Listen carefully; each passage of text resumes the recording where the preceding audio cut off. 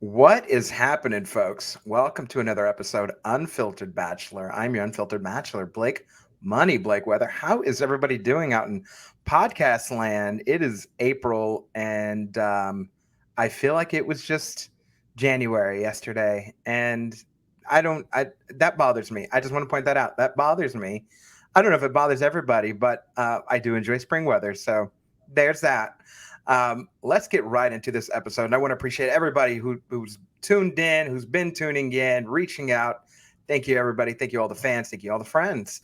Let's introduce our guest today. I have found her on Instagram through one of our previous guests, Steve Maeda. She has an Instagram. She's all about like healing, but in a very unique way. So I figured I'd ask her a few questions and pick her brain since I'm all about healing too. It's Crystal Morris. Crystal, how you doing? Hi, Blake. I am so happy to be here and so happy you found me as we're mutual friends, Steve. Yes, it was a mutual thing. It's not like sometimes I will scour the internet and be like, all right, who seems interesting? Like, what's going on out here in the world of like relationships, dating, mental trauma? Like, what are people talking about? And so sometimes I'll scour the internet and I'll find people. I'm like, ooh, let's talk about something fun. But yeah, in this case, I found you through. It was Steve Maeda, and through the. I don't. Is this still? Is Clubhouse still a thing? I feel like it came and it kind of went. It's so funny. I was actually like recapping on that. I love Clubhouse so much because it brought me so many people who are very close to me in my life, including Steve. And, when I first went into Clubhouse in there, I think it's the start of pandemic, I stumbled into a room that Steve was with Eric Everhart. Eric, yeah. And started talking with them. And then before I knew it, I got adopted by the porn stars and pickup artists of Clubhouse. And how hilarious. Hosting rooms with them 6 days a week. It was me, Steve, Eric, Rachel Starr, and Johnny Cassell.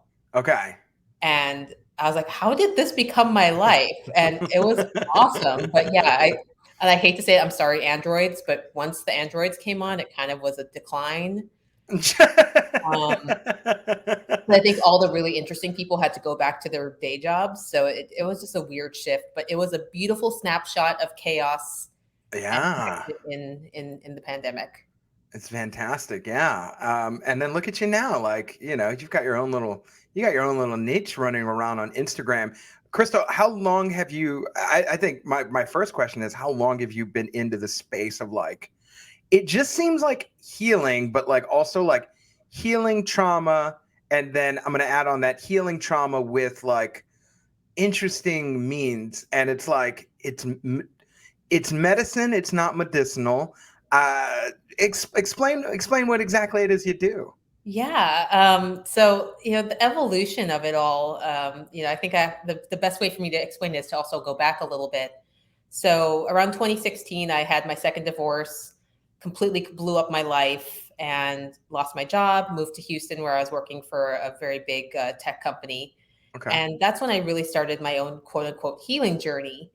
And started seeing a therapist because we love therapists, and that's when I really started to look at my own shit. Like I was looking at like, okay, well, I date a lot, but no one ever wants a relationship with me. What's this about? Right. I looked at all of the things that were not so pretty to look at about myself, and started going on that journey. And as I started to go on that journey, I had also started to write a lot more and post things on Facebook.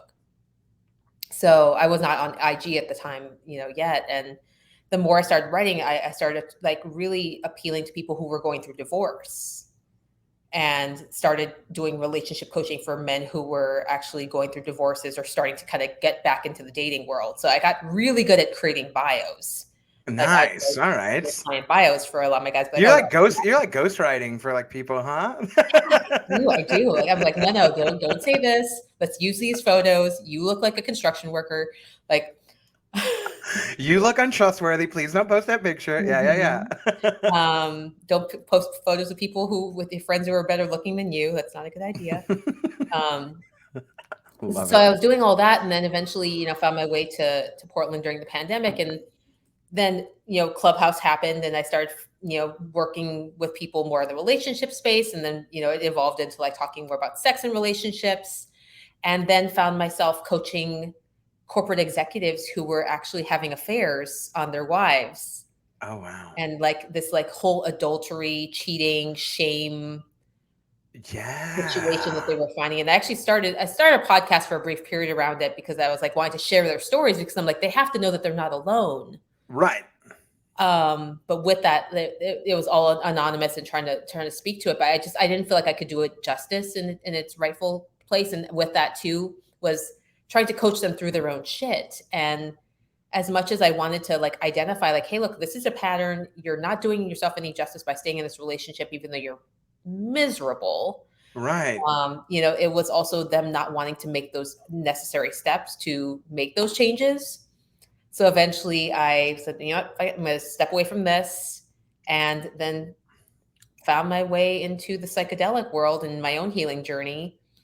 And, God, I think for over about a year and a half, I've been doing a psychedelic journey almost every month, if not twice a month.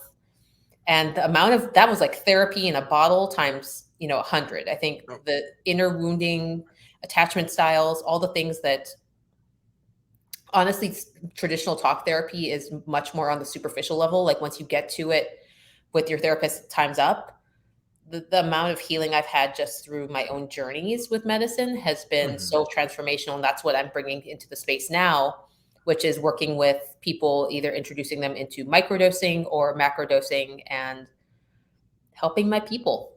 I think that's amazing. And I'll say this, like I think as far as doing therapy goes, right? Like I always felt like I've been going to therapy. Let's rewind a little bit. I've been going to therapy since September of 2020, and it was with some lots of friend encouragement, right? Like I'd hear it, but not like forcing me, but just like, I think you should go to therapy, or I think you should go to therapy. And I always used to have the joke, and it's so funny when I see it now on like different podcasts or different clips on like Instagram or TikTok. It's like I used to always have the joke, right? Like, if I didn't have a podcast, I definitely need to go to therapy. Ha ha ha,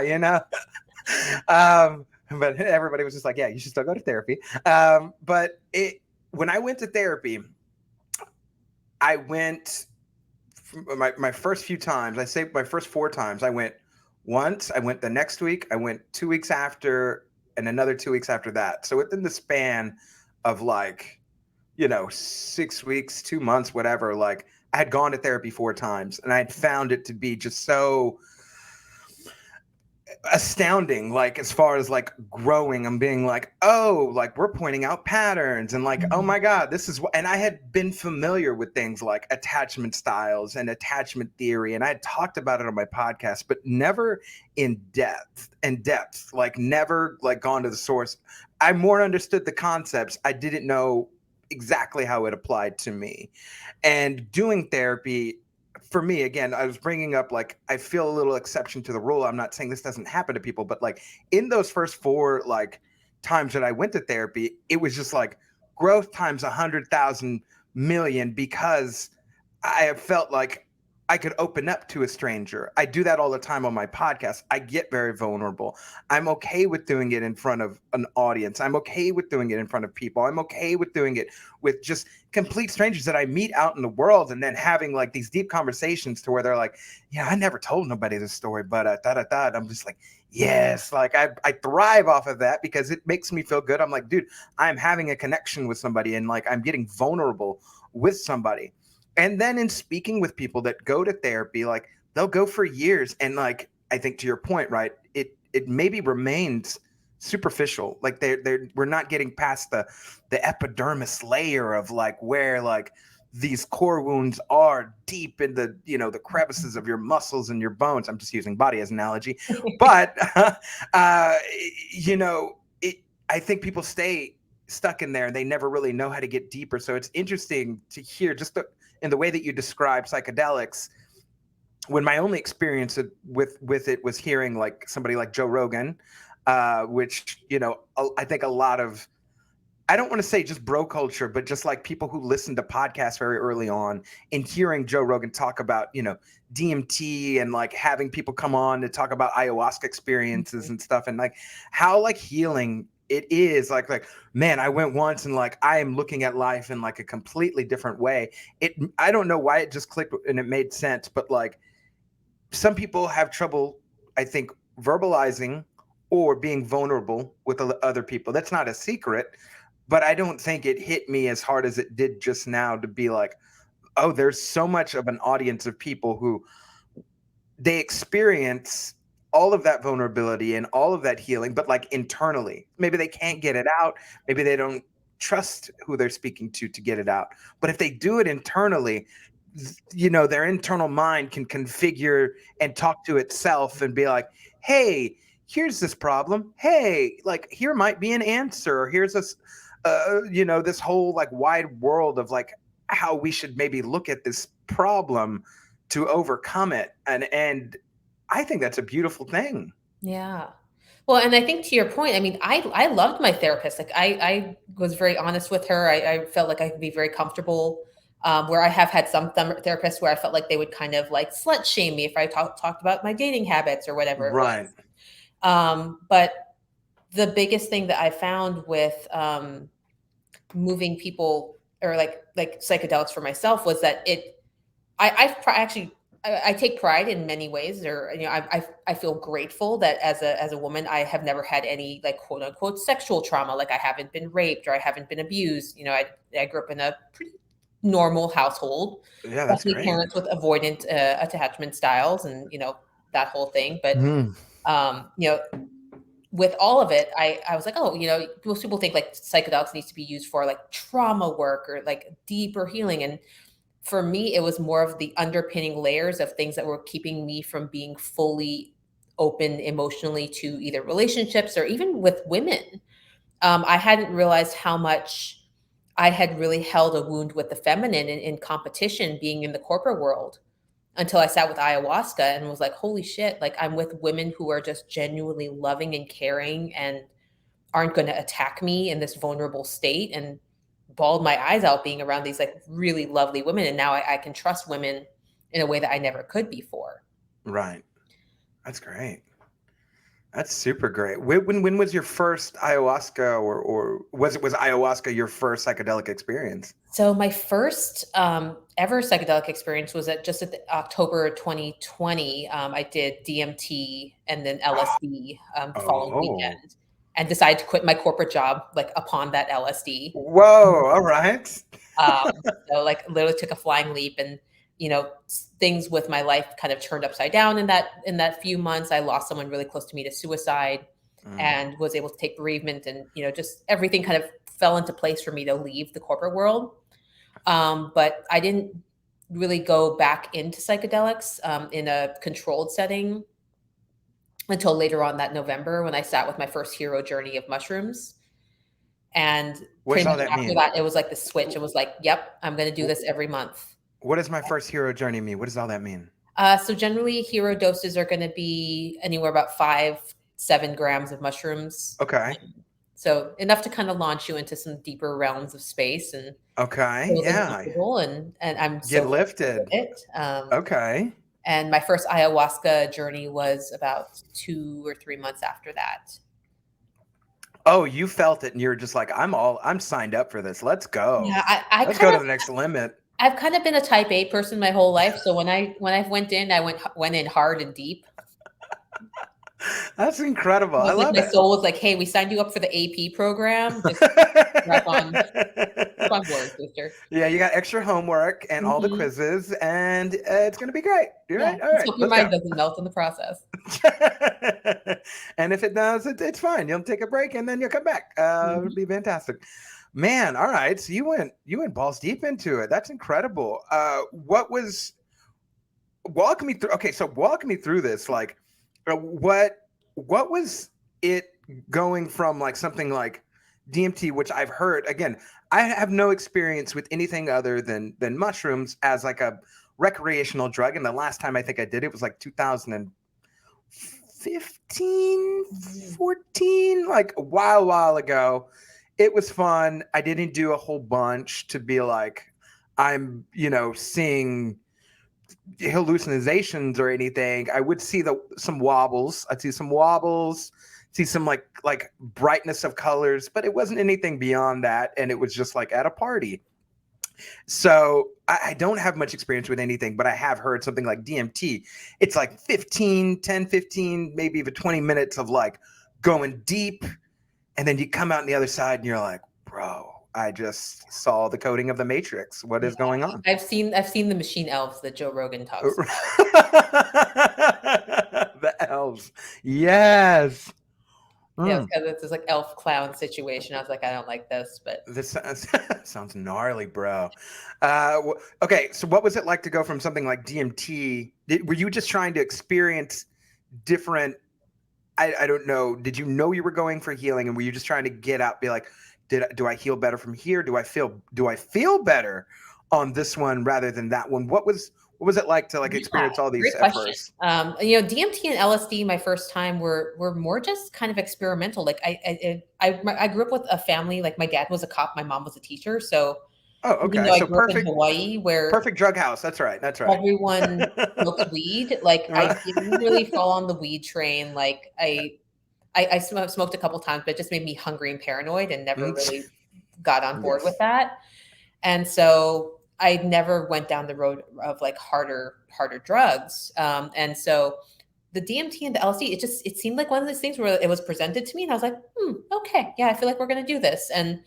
And it was more of just like an unlock for me mentally of what I thought my world was. Maybe a little bit of ego dissolution, but in no way of it was anything remotely healing or ceremonial, if you will, because like it Okay. was me and my friend were walking around Boise, Idaho, eating Twizzlers and like scooting around and just like looking at the hills. Like it was Yeah. fucking beautiful.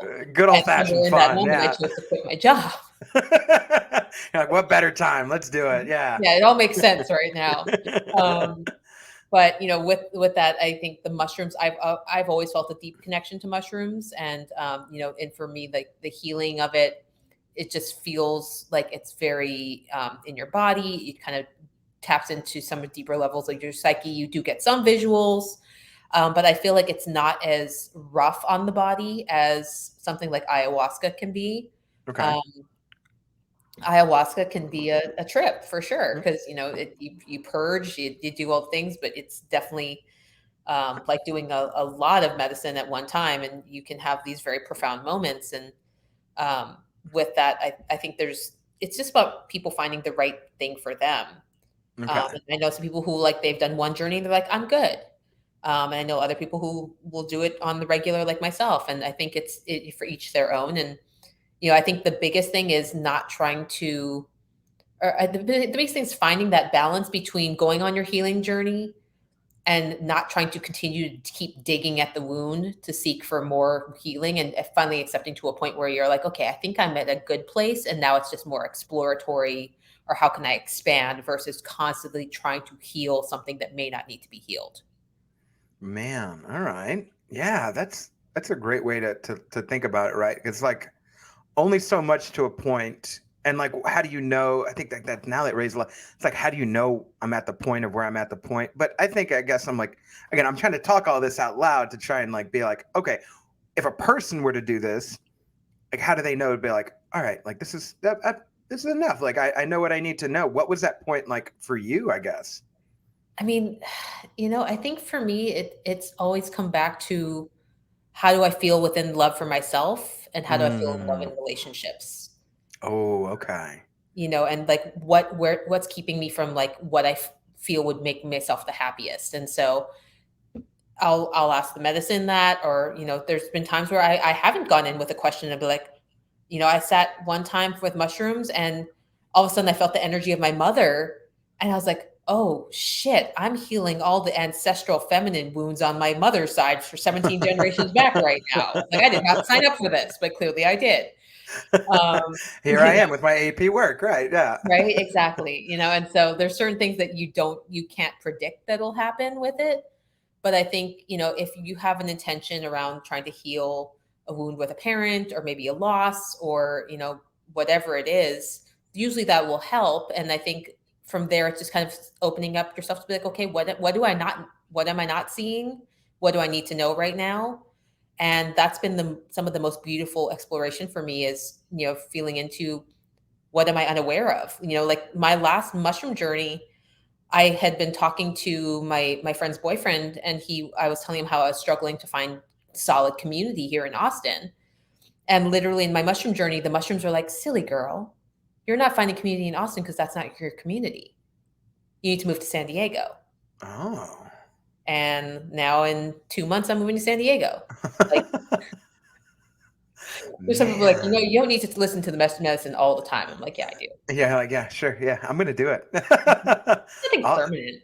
right. No, nothing hardly ever is. But that's so, I think that's fast. So is that now what you encourage as your, I guess let's start with the first question. At what point, once you were healing, were you like, bro, people need to know about, like, people need to experience, this is what I'm here to do. I'm here to help everybody through this. And that's the wacky part, is, I was just on my healing journey and I was sharing shit on Instagram, making it funny, making it like sharing my experiences. And in no way did I think I was prepared to start helping others, and Oh, maybe that's the belief around shamanism, and like you need to be chosen by the medicine, and you need to have worked with it for X amount of time. And a lot of people that I have known have been working with it for a certain amount of time, maybe a little bit of spiritual hierarchy, if you will. Be like, oh, I'm not worthy of doing this yet. right. And I kind of had to get over that shit, because the more I started writing, the more people started reaching out to me, and deeply connecting to the work that I had or the life that I had led in my former corporate life, but then also be like, well, tell me more about this. I trust your energy. I trust what you're saying. How do I get involved? And I kind of had to stop being willing to pass them off onto other people, in sense of like knowing that they were trying to come to me, and like Right. be like, well, this is what I feel comfortable in supporting you with now. This is what I can, feel comfortable supporting you with later. And they've been kind of evolving with me over the last 6 to 8 months. But Man. yeah, it's been interesting, because with that, they've all been also following like the journey with like my relationships and the healing on all of that, and what that looks like in my life, and how that all translates into the medicine work. And it's so symbiotic, because the more I've done the work with the medicine, the more I've been like, oh, before it was almost this like goal of like, okay, well, I need to do the work so I can heal, so I can get a relationship, so I can, be happy, all the things. And Yes. and then it's like, no, you have to like do the work so you can be happy in yourself. And then at that point, all the things will come into play.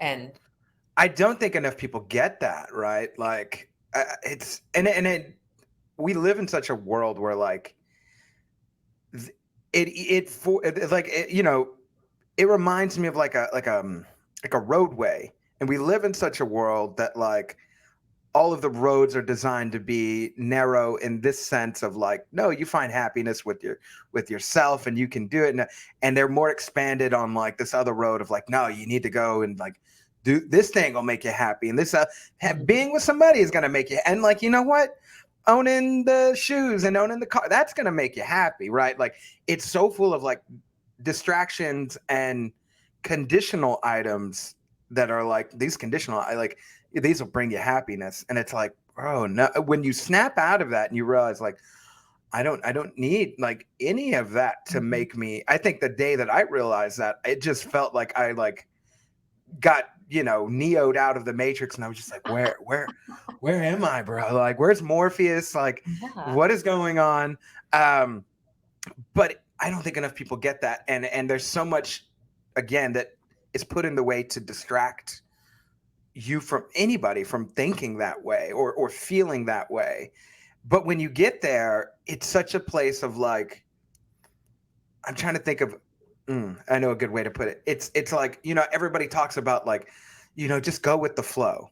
So Mhm. then I started thinking of, I heard that like a lot, maybe like 2 years ago. I was starting to hear that everywhere, right? I was really getting more in touch with like a spiritual side. Now I wasn't, I was always religious growing up, but like at the time I wasn't, really doing much. And I called myself like a nomadic Christian, I'm like there, I went through all those sacraments as a kid, went to Catholic school, all that good stuff.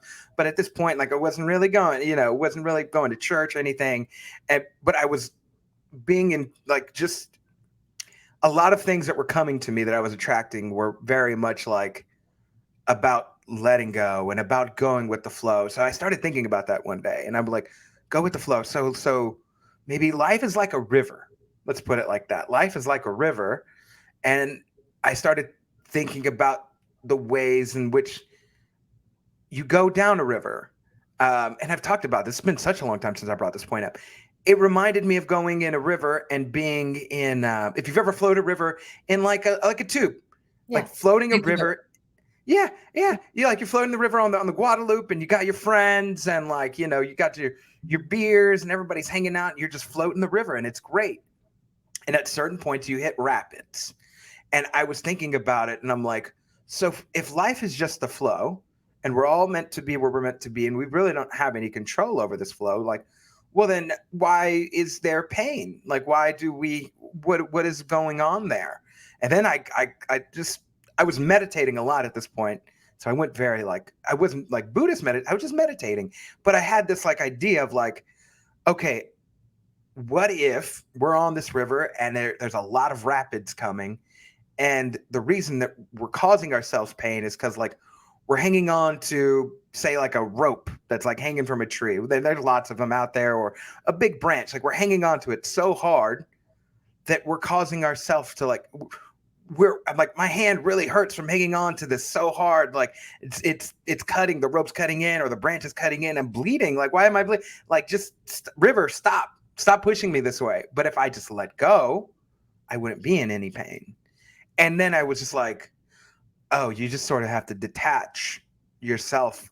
I mean, it sounds very Buddhist, but like from everything in order to be like, actually the flow that I'm on is the flow that I'm on. I have no control over the things I have no control over. I am where I need to be. I'll get to where I need to be. If my friends end up going this way, I know that the flow is leading me. It's led me all this way anyways. Like, so what am I having to worry about? And do I need all the things around me? Or am I myself enough on this river that's flowing? And when I broke it down to myself in that very maybe simplistic way, or, in a way of an analogy, I just was like, oh, all right, well, so then I'm happy with just being me, and I don't need these things. I don't need to do a thing with the motivation of like, I'm going to therapy because I'm gonna get a girlfriend, or I want this out. It's like, no, I'm going to therapy because like I want to heal myself, because I enjoy who I am, but I feel like I could enjoy myself a whole hell of a lot more if the pieces that I thought of myself, maybe those pieces don't need to be broken anymore. Mm-hmm. And maybe that trauma I don't need to hang on to that. Maybe I don't need to cause myself pain anymore. And maybe I am not my pain. Maybe just because people are like, well, I'm broken, or because I'm this way and that's just the way I am. It's like, I don't never want to be that way. I don't want to identify with the problem. I never want to say, oh, this problem happened to me, so then that's who I am, because that's not who I am. And that's actually not who any of us are. But like, to wake people up from these concepts and these ideas of like, you are your pain, you are your trauma, it seems like you just want to shake people sometimes and say like, wake up, like wake the fuck up, like what is this? We're not all this. And so I think one of the most fascinating things and things that I see about your videos is like, oh, this seems like a great way to mentally and like emotionally shake people out of their trauma from the inside out. You're not forcing people to take any of the medicines or anything like that. They're taking it on themselves, and they're going through the work on themselves, and they're feeling it themselves. And I think that's what really fascinated me, because it's like, oh, like, what an interesting concept. Like, you don't actually have to physically shake somebody. They can shake themselves out of it. I don't know. Like that's sort of the way that I feel about how, when you talk about, the healing journey and stuff like this and helping people, it's sort of the way that, I don't know, I envision it. Man, that's fucking beautiful. Like everything you just said. Is fucking beautiful. I think, there's so much nuggets in there. I mean, I think first off, the whole point about, being healed and being whole yourself. I think that's not something that we're taught. And so it's always this like fairy tale Disney thing of, you're going to meet the person of your dreams, and then you're going to get married, and you Yeah. have this, the 2.5 kids, and you have the house and the car and the things, and all the things will make you happy. And I'll tell you, that archetype family, I just went and did some medicine out in Terra Lingua this last weekend, Okay. with a dear friend, and How that was that? family showed up in my journey. I would like it was like tech bro with his Patagonia vest, his beautiful blonde wife, their kids, like they look like a fucking Target ad. I'm like, what is going on in this journey right now? And it took me a Uh, couple of days, and I have, I work as a psychedelic integration coach. I have friends who help me integrate my stuff. And I was talking with my girlfriend, and they're, yeah, I was like, what the fuck was with the family? Like coming through my journey, like this seems so off place. And there was something about it, even in my journey, where I felt like I was disrupting them by being present in my own experience. Like I was going to ruin their Target shopping trip or whatever it was going. And then there was this whole dismantling of the ego of that perfection doesn't actually exist. Mm-hmm. That belief that picture perfect-esque, advertisement, or whatever someone's Instagram is, like, yes, there might be one-offs, but most people who are looking that way are fucking miserable on the inside. Right. I know, I coached a bunch of them, and I know them. you're like, I know them. Oh, you want names? But like, because they're not living in their truth, and even then they just keep collecting and buying more things to think that that's going to fill the hole within themselves. Mm-hmm. And the whole belief that you need someone to make you whole in a partnership is also complete bullshit, because in essence, a partnership or a relationship should be something that makes you and helps you grow and expand. And with all of that, there's the ownership of being in a relationship with someone. Like, the whole idea of marriage till death do you part, like that's ownership. I want to be with Right. someone who wants to be with me for as long as we're both like ride and die and expanding each other. And with that, I'm okay with that also ending. And that comes from a place of unconditional love for someone, but also a place of being able to be like, hey, I'm good within myself. I'm going to be Right. fine with whether this works out or not. Yeah. Yeah. I think, and that is a problem, right? When it comes to it seeps its way into relationships, right? And trauma, like, right, the rejection and the lack of acceptance, and then like the who am I without this thing or without this person. I mean, it's one of the biggest top. I was doing I'm writing a book right now, and like one of the top 10 fears in there is rejection, and like being alone is another one, and like people. It was a friend of mine who told me, just because you're alone doesn't mean you have to feel lonely. And this is as I was going into therapy, maybe like 3 or 4 months in. And when I heard that at the time, let me paint a picture real quick. I was feeling very lonely because it was during Christmas. I got COVID. It was 2020. All my family lives here. And I had a roommate at the time, and we hung out. Actually, it, I hung out a lot of the time. I would have gloves and stuff. He'd be like, bro, just take the gloves off. If I get COVID, I get COVID. But he didn't end up getting it. But he held me down, but he would go here and there in places. And occasionally I would just drive my car around because it was like the only thing I could do. But like, I felt very lonely. I felt alone. Mhm. And I felt sort of like bad and down on myself. And when I look back, it's one of those pivotal moments where I describe now, even when I talk about the subject of like relationships and stuff.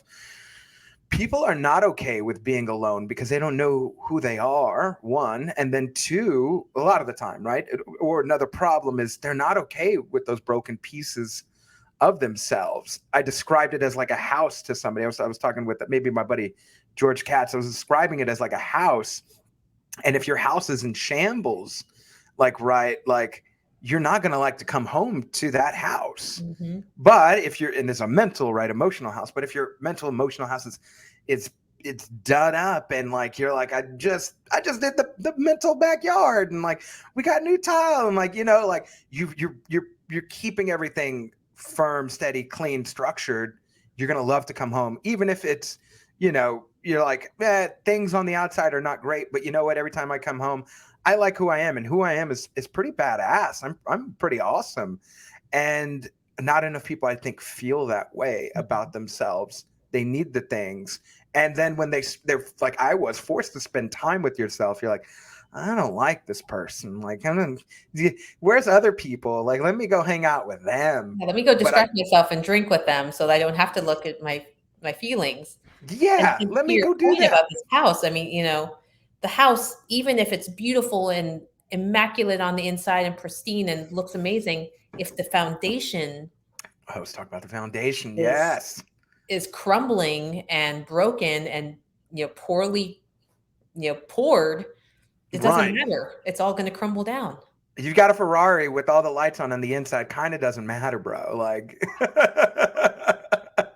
it kind of doesn't matter. And I think that's that performative aspect that I think we all fall into those pitfalls, right? Like this performative aspect. I think for you, it's like being in a workforce, maybe with women, and being like, I got to outperform them because that's what that's what we got to do, right? Like, because I'm a woman and they're women, and you know that's what society is telling me to do, and that's the way I'm feeling. Or like somebody who's like a gym bro, they're like, my relationships are falling apart. I'm not very like good at this, but you know, I can perform in the gym and I can look amazing. Like you overperform in these other areas to make up to attempt to make up for these lack in other areas, and the Mhm. two just don't ever, the translation rate, it's not there, you know, like it never works out. And then you're left after that, you know, after you have a bad, somebody misses a gym day or something, you're like, oh, well, who am I, what am I gonna, you still haven't fixed those parts of yourself. 100%. Love that. Love that. And so, with all that in mind, now, so we're 2021 and we're 2022, and you're going through this healing journey. For you, as you're going through this, what is like what is the biggest thing so far that you're like, this was a part of me that like I needed to be healed? Was it a Mhm. traumatic thing that it's like an attachment style? Was it something completely different? Was it like a mental, was it a belief? What was the biggest barrier for you that you're like, this thing right here, like because that's not there, I'm 1,000 light years from where I was. Honestly, I mean, I think there was three major points. I think Okay. one was healing my relationship with other women, because that now like leads into like all of this beautiful work that I'm doing with other women and community and Incredible. trusting, just trust. Secondly, was a lot of inner child work. Mm. Really going in and healing my inner child, and like I actually remember, I think it's my first ayahuasca journey. I was like seeing all of these, like I saw the unicorns and galaxies and all this, and like I was like playing with the unicorns. And then like I started to shame myself in the ayahuasca journey, like, no, you're here to do serious work. Like, get your shit together. Right. Like started like parenting my inner child, and then I kind of realized what I was doing, and I was like, oh no, like come back, like we're gonna do this. And it was actually funny because my grandmother shows up for me a lot in my journeys, and I was like kind of reparenting my inner child, and I saw a version of my mother as a child, and my grandmother literally was like, no, she's not your problem. Like, don't worry about her. But yeah, like really kind of leaning more into the inner child work. And I also do read what's called gene keys, and play in that space where they talk about like your life's patterning and your attachment wounds. And Mm. so a lot of that comes back to the deep sense of your core wound, which is, Yes. for mine, my core wound is actually around mediocrity and like not enoughness. And so that's been like Mm. my major thing of like really sitting in that, like, what does not enoughness feel like for me? That's so funny that you say that, and I don't mean to cut you off, but it's No. so funny. I'm a huge fan, and you know, just like proponent and digger inner of that's probably not an excavator of attachment styles and Mhm. attachment theory. You said the mediocrity part. That makes sense when you have avoidant parents, right? Like parents who are avoidant, because I've always described it to people. I was like, you know, I was trying to put it in a nutshell, but like the avoidant parent is the parent that is a neglected parent. Like where if you have anxious attachment, like you have abandonment wounds because they abandoned you, or you at least felt like they abandoned you. Whereas when it's avoidant, like you felt neglected, maybe they didn't, but you felt like they did. And the picture that I like to paint is one where the kid is playing t-ball and he's like, Dad, I hit the baseball, I hit a home run. The dad's like, yeah, but did you do 3? Did you do 4? I mean, Right. dude, I'm Asian, like, so like growing up, like, there's like you get straight A's, maybe you get a B plus, and like, oh, you didn't get like an A plus. Like Oh yeah. I was one of the class valedictorians. Like I did all the things. I was like captain my cross country team. Like I wouldn't say I was like that's the best, but I was definitely doing good shit. And even then there was like this like, oh well, or that was the only time I did receive praise as a child. Right, when you were performative. Yeah. And so now it's been very interesting. And even since I quit the corporate world, and my parents have zero clue of what I actually do. Fantastic. Yeah. I tell them I go on trips and they have zero clue about the planet. They're like, that's great. That's great. Make sure I don't friend them on social media. And and with that, like they'll tell me like they'll always tell me like, oh, well, we're proud of you. And it's this very empty. Right. Yeah. Like I could take a shit and my parents would probably be proud of me. But like, the reality is it's not this wholesome feeling of like genuine understanding and love. And this just, I don't blame them though. Like the more and more I talk to people, I'm going to be 42, like people in my age bracket, our parents were boomer generation, and the boomer generation were kind of fucked. Like they were not taught anything but just survive.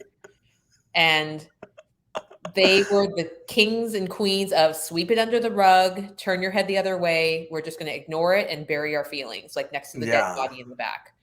Right. It's all there. They just were not given the tools. And many of them, short of the ones who are doing work with plant medicine or like doing the deep inner healing, are going to probably leave this world never doing the healing that they needed to do.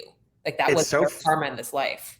Right. It's so funny that you say that, because I was raised a lot by my grandparents, and they're, respectively like 79, 81, right? So they are boomers, like, and when I started going to therapy, I remember telling my grandma, like, I started going to therapy. She was like, you're not crazy, mijo. You're not crazy. Like, you don't have to go. And I'm like, bro, no, I'm going because I want to go. I'm going because why do you need to go? Like, there's nothing wrong. You're not you're not like kicking puppies, like you're not on the news. You're not shooting. You're not setting dolls on fire. You're fine. Right. You're fine. And I'm just like, no, but I'm not. Like, I know I'm not. And like, I'm not saying that like I'm a broken piece of shit, but like I am saying that like I think that I could be a more improved version of myself. I try to use like this interesting verbiage of like, I want to be better, because that would be like I'm lacking. I don't feel like I'm lacking, because who I am now is like who I'm supposed to be right now. And like people like that version. Yeah. Whether the days that like I don't like myself, or like I feel bad or sad about myself, people around me still like me, and they still accept me. They still love me for the version that I am now. So all I can do is try to be a more improved version of that person that I am now. I love who I am now. I loved who I was yesterday, but I love even more who I am now today. And I'm going to love even more who I'm going to be in a month from now and a year from now. But even if I don't never change, like I'll still love myself. And I think that that's awesome. But in telling that and trying to translate that message of like, hey, that there's room to improve to like people from that generation. Like, again, my grandparents, like they just don't get it, because the only people that went there were like people who went to the loony bin, essentially. So it's so funny, like messages, they don't translate. And then all of a sudden, I'm going to be 35 in July. So it's like all of a sudden, like our generation like sort of comes through, and it's like, bro, mental health, emotional health, let's talk about these things. And like I'm Hispanic too, so it's like it's supposed to be, you're Asian, like I think minority groups like get it even different. I'm Japanese and Puerto Rican, so I got both of them. Bro, you get it. Like it's different in different cultures because you're supposed to Mhm. be like this role and like you're supposed to do these things and men are supposed to be men and women are supposed to be women and we don't talk about our feelings. And if you talk about your feelings, it's sort of feminine and like people look at you funny and Mhm. like they don't take you serious and they just tell you to man the fuck up. And it's like, but like, is that helpful at all to anything that's going on in the world? It's not helpful at all. It's not helpful to be a better person. It's not helpful to be a member of society. And it's not helpful to like cultivate like incredible relationships, not with just the people around you, but like for yourself.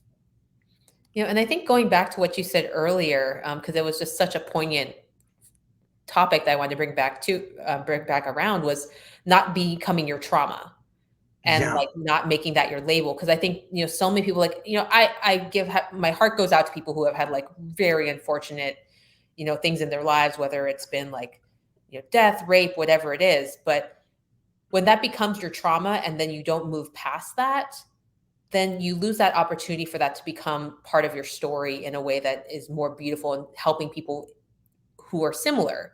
And Right. I think I'm a firm believer that like everything that happens to us in our life happened for a reason. And all of the shit and the experiences that we've had like kind of build us up like to have all of the tools that we need to perform at our highest level of what we are meant to do here in this planet. Right. And without those experiences, you're not going to be able to have those either energetic, emotional, mental things to be able to tap into to speak to the audience that you're meant to speak to. Right. So I think, Man. living in that pain and refusing to move through it or work through it is doing a disservice for others who like really need you. Right. In many ways, we're all meant to be healers and we're all like healing or helping. I at least say we're all here to help the past version of ourselves like 2 or 3 years ago.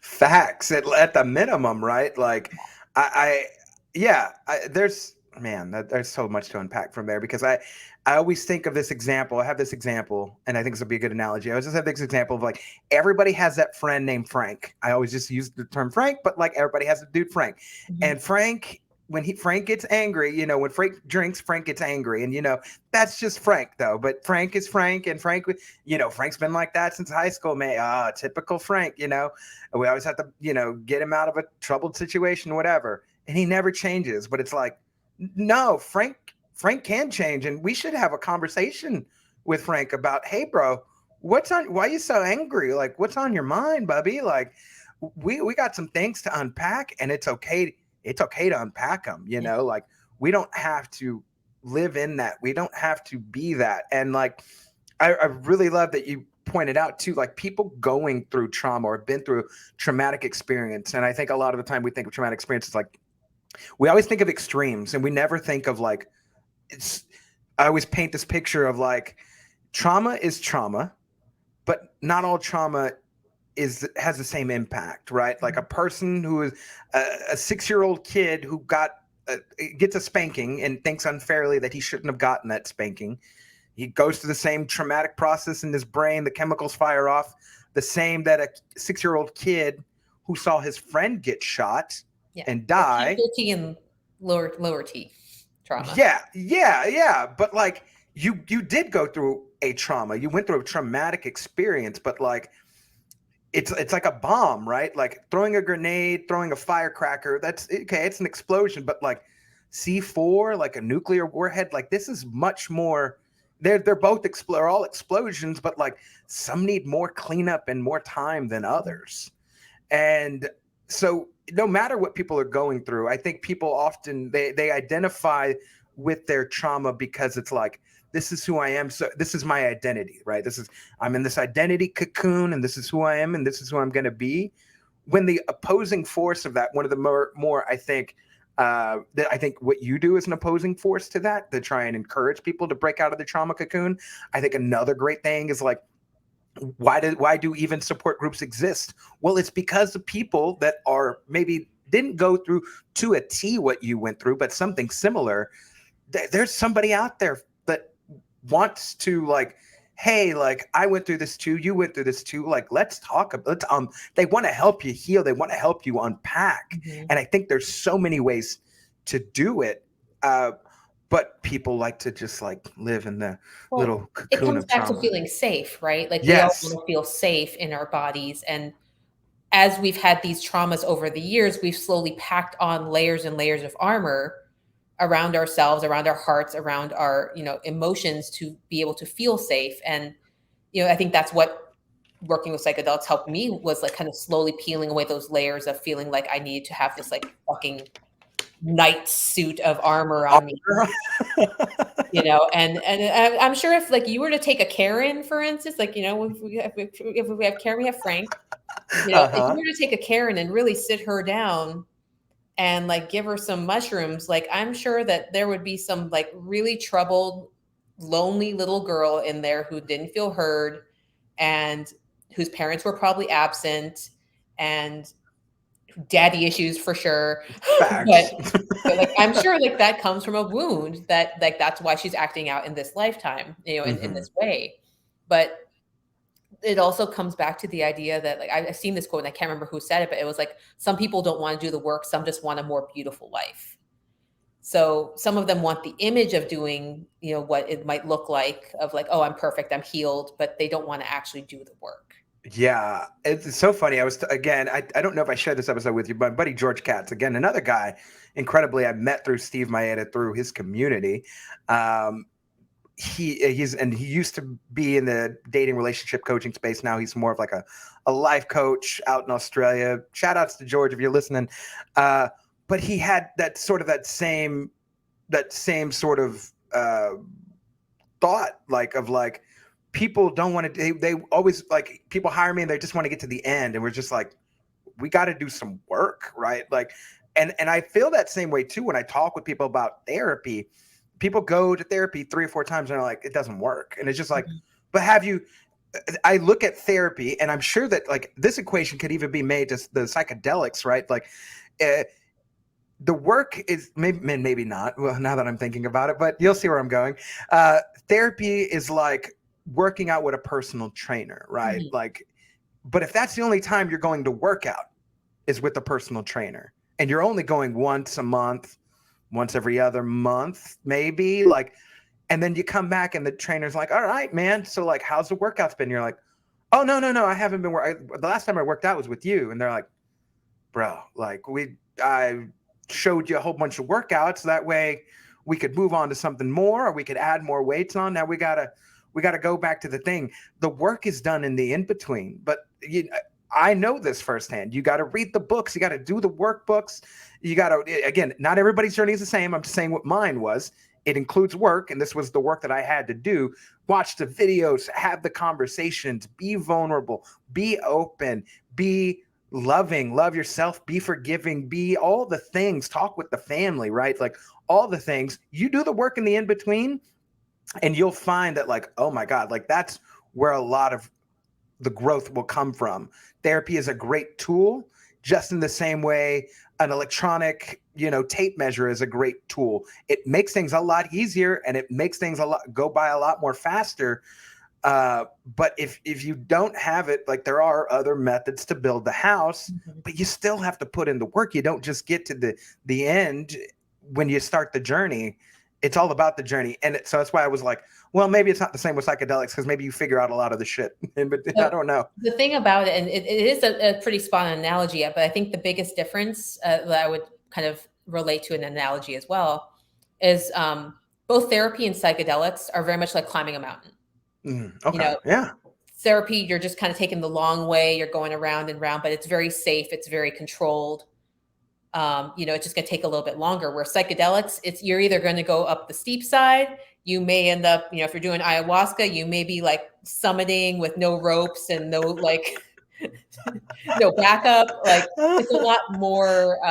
It's quicker, but Yeah. a large part of all of that, regardless of whether you're taking the therapy route and going on the predetermined path, it's nicely paved, you got rest stops, whatever it is, or whether Hmm. you're going and climbing the mountain, is integration, and that's Hmm. kind of like doing the work. And that was one of the most supportive things I did for myself in not just getting certified as a master certification master integration coach, but also like helping to understand people, like how psychedelics can affect their logic ceiling, how it can affect their constructs of what they believe themselves to be, and taking what they see in their journeys and helping them integrate it into their daily lives. Because not everyone has the opportunity to say, oh my God, I had this huge epiphany. I'm going to go quit my job and like, fuck it, money's going to show up. Right. I'm very fortunate in that world. But, you know, with that, there's a lot of things that can go horribly, I wouldn't say horribly wrong, but if they don't integrate things well, and I've seen people kind of go on too many journeys and kind of just fracture their psyche where they're not really here. Like they can't quite figure out how to get back into the 3D world, and you know, they just want to be in the seeing all the DMT elves and all the things and just like living in that space, but don't know how to reintegrate back into society. So Dang. I think there's a twofold of, you know, doing the work both in your physical body. You know, a lot of that is like, how do you treat your body? Are you eating clean? Are you, you know, drinking alcohol? Like a lot of the other things that since I've started, you know, psychedelics, I don't do anymore. I pretty much have been sober since the end of last year. Wow. Because I realized for me how much of a downer it was when I was drinking, and I didn't need that social lubricant anymore to be around people to feel comfortable. Yeah, maybe I Right. might take a microdose if I'm going somewhere new where I like want to, you know, enjoy people. But also had the realization that if I needed alcohol to be around someone, my energy was probably picking up on that. They're probably not a good person for me to be Right. around. Yeah. Yeah. If you need a crutch to walk Yeah. around, it's like, No, but maybe there's some. that's what we're lubricated on alcohol and other things to be able to engage with people and feel more comfortable. And with all of that, you know, all it is how you go back. And that's why, you know, I love Rogan and all the other podcasters who are about like biohacking and all the things, because it comes back to like, how are you treating your body as your temple? Are you Yeah. meditating? Are you eating well? Are you getting enough sleep? I mean, I freaking love my Aura ring. Like, damn thing tracks every single moment of sleep I get. And like, it's been wild to see how it also affects when I go on journeys. I need to Okay. write to them and tell them to put that in as a, Had that in the app. Yeah. yeah. That's great. Yeah. I again, I have very, very limited experience with that, but I could see, again, just from like hearing people like Rogan and hearing like all the multiple guests that he has on, like all the helpful ways like that something like this could be. Because I think for the maybe for the start of, and maybe like much like anybody, right? Like the start of my journey, I was just like, therapy is the like this is like I'm a Mandalorian, like this is the way. But like Yeah. there are a lot of other ways. Like not everybody learns the same, not everybody talks the same, not everybody walks the same. So maybe like when I started stepping out of that, I was like, well, all right, like there's probably a lot of different ways where people could explore like healing and healing. I think for me, like the mental and emotional trauma and doing the work. I think I put a video up not too long. Like people could not watch Netflix at night and just be like, I just need to like maybe take an hour, just like meditate and just Maybe like, journal, you know, do yeah, something that will help me like unload. Like I tend to meditate a lot throughout the day, maybe like two times throughout the day. And I feel like if somebody would ask me like, why do you do that? I was like, I feel maybe like a computer, right? Like computers, like they overheat, like sometimes you leave them on too long, or like they just sort of like fizzle out and you're like, bro, I got to restart my computer. What is going on? I feel like that. You just kind of download everything that's going on in here, and you got to like download it and then be like, all right, we're doing the reset, doing the refresh.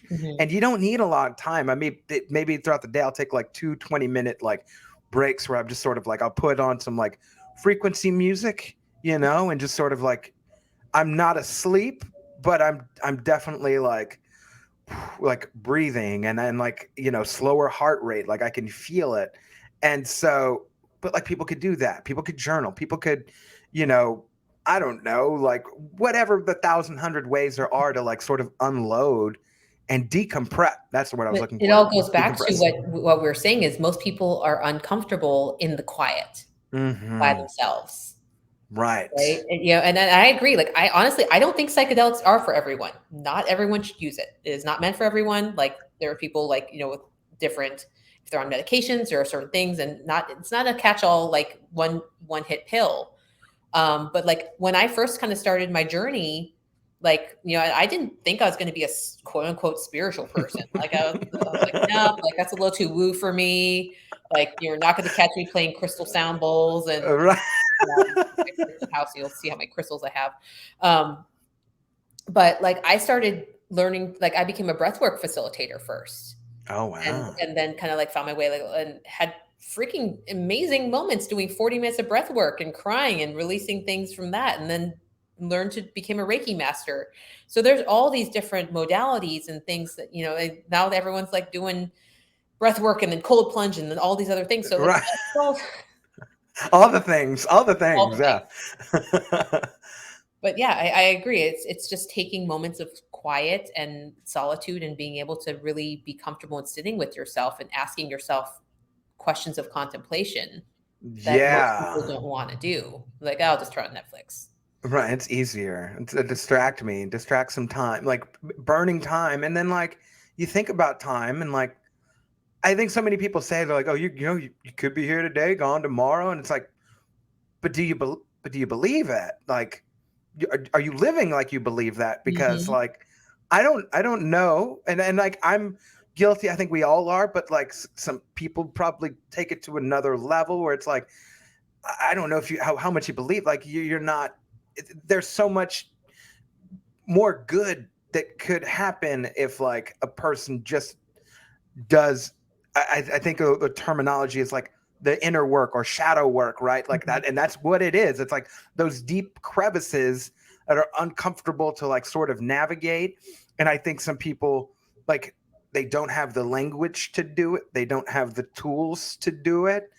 And I'll come back to this. I really think what you do is offer a service of like maybe putting a voice to that or putting a tool that's like, hey, like maybe if you don't have the right verbiage, maybe you don't have the right tools or thinking, but like you, this, this sounds interesting to you. Like this could be a thing that could really help you out.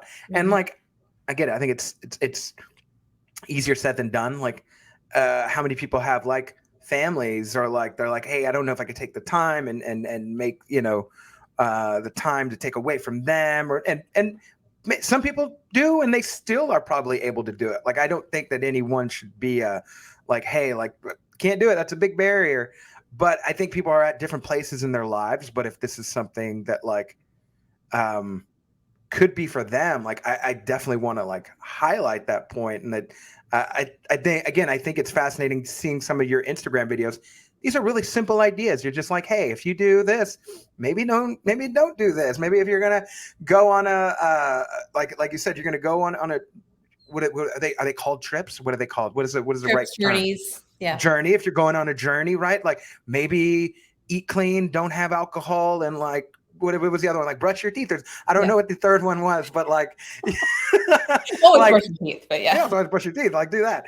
But like, yeah, like I think there are certain things that be like, okay, like maybe that's doable with my lifestyle. Yeah, like I could check into that. Like I don't know. I think bringing awareness to this is first of all bringing awareness to mental and emotional healing is one thing, but bringing I think awareness to like this avenue to be able to do it is a whole nother thing too for a lot of people out there. Maybe like never heard of it or like I've seen it, but like, but what's it about? You know?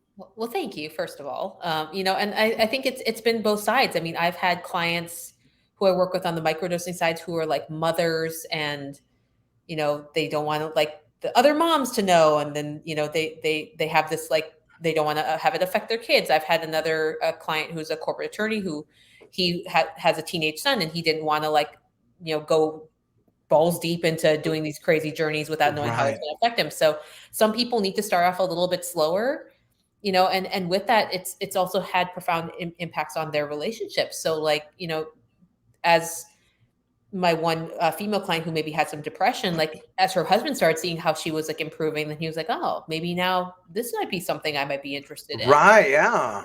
and so it's opening people up just into this like softer, gentler side of themselves, of being less agitated around the world, of what, all the things that like create chaos in our day. Be like, oh, it's not such a big deal. Right. Or if it is a big deal, how can I move through it, and being able to acknowledge it and see it and recognize it, versus just burying it down, sweep it under the rug like our parents taught us to. Hmm. Yeah, that's absolutely correct. Like, I think I mean, and I have these conversations with so many people, and it's going to about to seem very simple, but it's like you don't have any control of what happens to you, but you have control of how you react to the situation. Mhm. Like, I've heard that. I feel like I've heard that a whole bunch in my life, and it really didn't make any sense until I started healing myself and being like, "Oh no, you're absolutely right. Like, I can't control it, and as long as I'm okay with what goes on right now, then I could just be like, all right, this next moment." Or I can choose to be happy, or I can choose to be sad. And Mhm. I even have, I think, a solo episode that I was doing myself, sort of talking myself kind of through chapters of like of the book that I'm writing. But like one of them's like, you made you do it. Like, if anybody were to ever say like, well, this person acted this way, so they made me do this. I mean, go to court and tell the judge that, right? Like, judge, like, this person, like, they cut me off a trap, it made me shoot him. Like, the judge would be like, no, bro, like, you decided, like, you did that, you decided to do that. I don't think people take enough accountability for like the choices. They let life happen to them. I think that Yeah. that's sort of you don't let life happen to you, but it's more like you're running on like autopilot. You're running on like these decision makings that you've done all your life that don't actually have to be that way. And Well, I think it goes back to, what you're choosing to give your energy to. oh And, yeah, you yeah, see that even with like social media, the keyboard warriors, people who are like, I don't like what they said, I'm going to go on this rant. And it's like, dude, just it's unfollow it. chill. Like, don't even give it your energy. And unfortunately, that also comes with, as you do, I'm sure this will resonate for you and your audiences, as you do the work, your people around you will be like, you've changed, and then they will get triggered by the fact that you're doing your own self-improvement, and they won't like it because now you're making them feel uncomfortable. And I've lost a lot of friendships with people who were like, yeah, you're different. And I'm like, yeah, okay. You keep Right. doing you, then we'll just part ways. Thanks. Yeah, what would you say that is? Like, I think I have my own age, but would you say that it's like they feel you're like, they're like, oh, they're improving, and like it makes them feel uncomfortable, would you say? It's, yeah, I mean, and I wouldn't even say like they recognize that you're improving.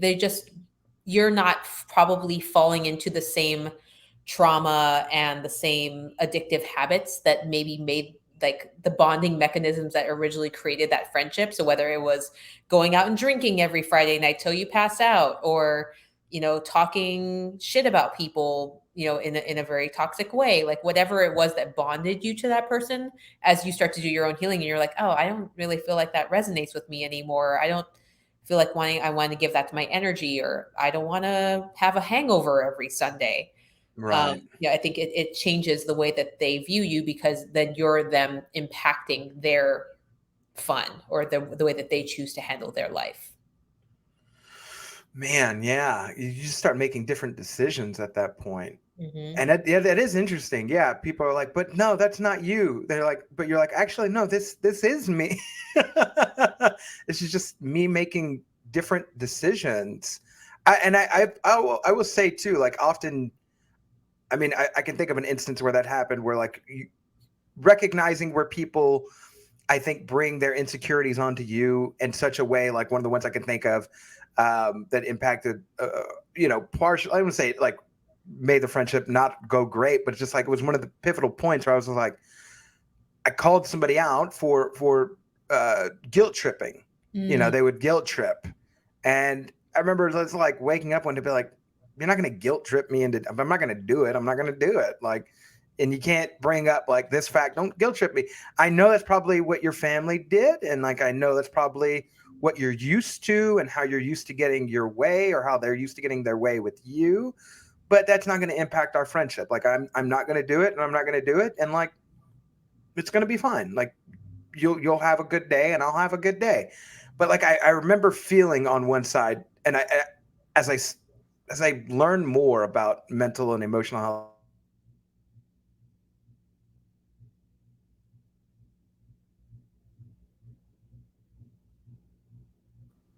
is a pivotal point in my relationship with this person. You know. Yeah, I think going back to even you're talking about guilt tripping. I think the other thing that you see a lot is a lot of us were raised by people pleasers, and I know that was Hmm. something for myself as a recovering people pleaser. I had to really lean into in my own healing journey was like owning what I wanted. Right. And instead of, if someone, I didn't want to go out to dinner, or I didn't want to go out to a party, instead of like making an excuse and trying to validate why I didn't want to go, I just be like, hey, thanks, I'm not going to make it. And letting that be a complete sentence. Right. Man, like that's such a big thing. Like to be secure in that, right? Like it feels like such a leap. Like Hmm. once you reach that point, um, man, that's. I think it's just a whole. I think healing it for people, they look at healing like, oh my God, you're going to be healed, and it's going to. I think healing happens in small steps, Yeah.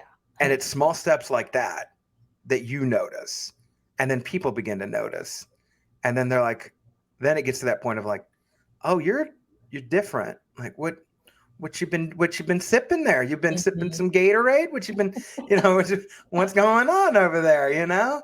People want to know, and people I think get curious at that point, and for either the good or the bad, right? Then they come in your life and they yes and no, and then if you're even more secure with everything that's going on, uh, you're like, yeah, that's fine if you leave. Like my life will be fine. Your life will be. You let it go in love. Hmm. It's never malicious. And I think for people, letting go always has to be something out of like hate or spite or like there's so many negative words associated with like letting go when it can just actually be a really loving thing. That Yeah, makes sense. That makes that's sense, really right? really interesting, and I think that was actually like the third and final thing of like the difference for me, and since my healing journey was, just my relationships with men, Mm. and really being able to come and approach people from a space of love and vulnerability, and I can honestly say I've loved like four people in the last year, and even every relationship that has ended, they've all kind of found their way back into my life in a way of like unconditional love.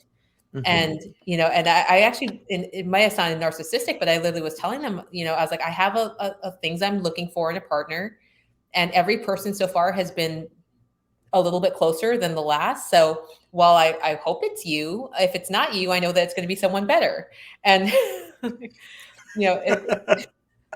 it's lovely in a way to just be like, I'm unattached to that. It needs to be you, Right, right. because that's when we get the avoidant and anxious attachment styles happening, and it did happen in a relationship, and we actually recognized that it was happening, and we're able to part ways, and now he's one of my closest friends, that we actually Incredible. medicine together, and it was one of those things where we were like, holy shit, look at us being all evolved. Like we recognized that this was becoming a pattern, we broke it off, we took some time away, we figured out our shit, and now we're able to kind of come back and be in each other's lives in a way of unconditional love and support without triggering the shit out of each other.